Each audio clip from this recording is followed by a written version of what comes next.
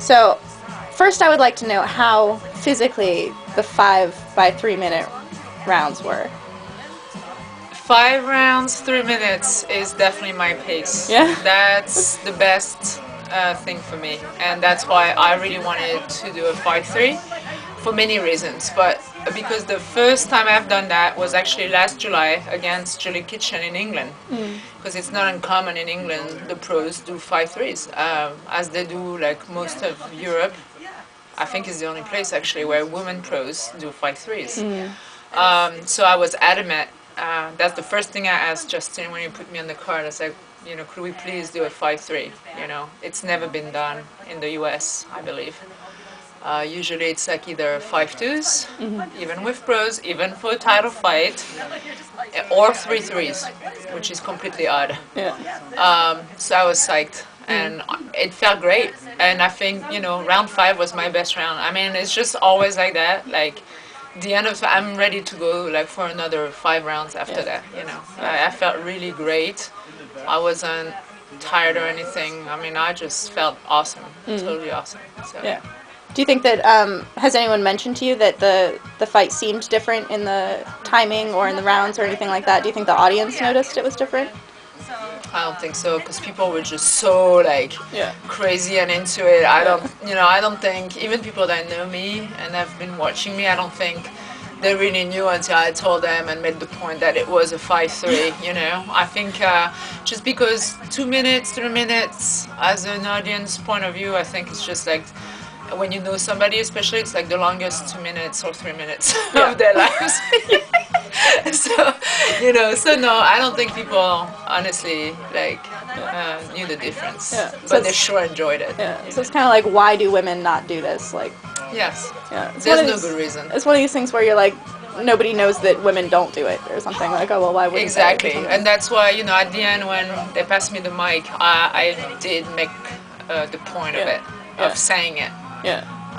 And also the fact that we were main event. Yeah. Which we won at the beginning. And I was like, when I saw the original card, we were at the bottom, but then there was one more amateur boxing 3-2 right after us, guys. And I was like, why?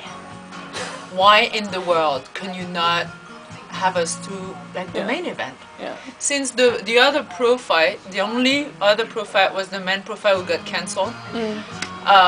I was so happy that they moved it around. I'm like, that makes no sense to have like the main event being an amateur boxing 3-2. What the hell? Yeah. That was my first reaction when I looked at the program. And then when during the fighters meeting they said it changed, I was like, okay, meant to be. Yeah. And it should be like this. Yeah. So yeah, it was great. And even the announcer when Florina and her and Stephanie came out, it was, now let's bring out the ladies. I know. It's like, it's not mud wrestling. It's an actual fight. I know, I tell you. Yeah. There's still a lot of progress to be made, but Yeah. good on Justin. I'd say that. I'm very grateful to Justin for what he's done.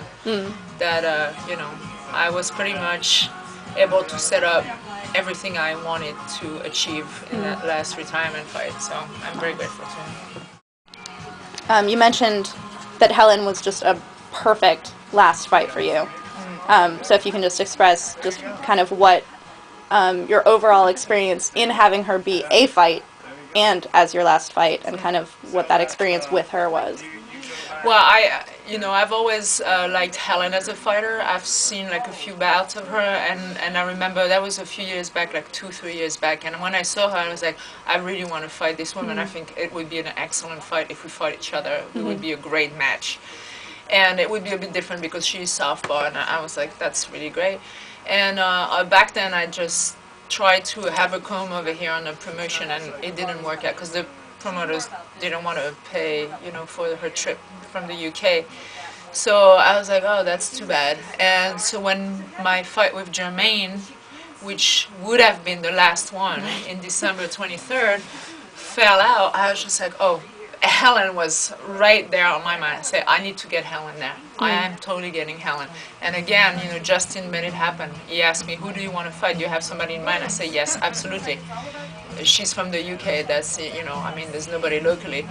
but I don't know if you're good with that. He was like, absolutely, I'll bring her over. So it was very cool. And the reason why, besides the fight itself, that I thought, she's a very strong fighter, she's a very technical fighter, I knew that. We're exactly the same size, pretty much, which was nice and refreshing for me because I always end up like fighting those giants, so that was something different. Besides that, I also knew that their camp was a very traditional Muay Thai, and with that, I kind of assumed that they would do the white crew and all that, and I just double checked to make sure that she will be performing the white crew, and Ajahn Mick was like, oh yes, of course, and he went through the old list of the Mong Kong, where it came from, the project that he got like 30 years ago in Thailand from his master, etc., etc. So she had all this like really profound, traditional Muay Thai thing going on, and I was like, great. And I was just like, perfect technical fight, perfect traditional, spiritual oriented fight. And I also kind of knew, I mean, I've never met her before, but for what I've seen and what I've read, she would be very respectful and very, sportswoman-like. And that she took from there to there for me. I mean, she was so incredibly gracious and giving that I was like, wow, that was the best choice. I don't know anybody in the sport.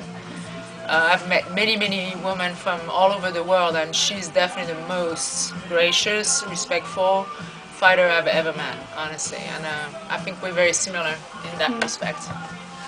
Were you able to, while you were still in the ring, at the very finish of the fight, or even during the fight, kind of feel that kind of connection to her, or were you just totally in it, and then once it broke, you were like, oh, and we're friends Well, also? I think, the fight itself was very intense. I think both of us were like completely going at each other as much as we could. And I mean, to this point, I can't believe that, neither one of us went down like with an 8 count, because we were hitting each other really hard.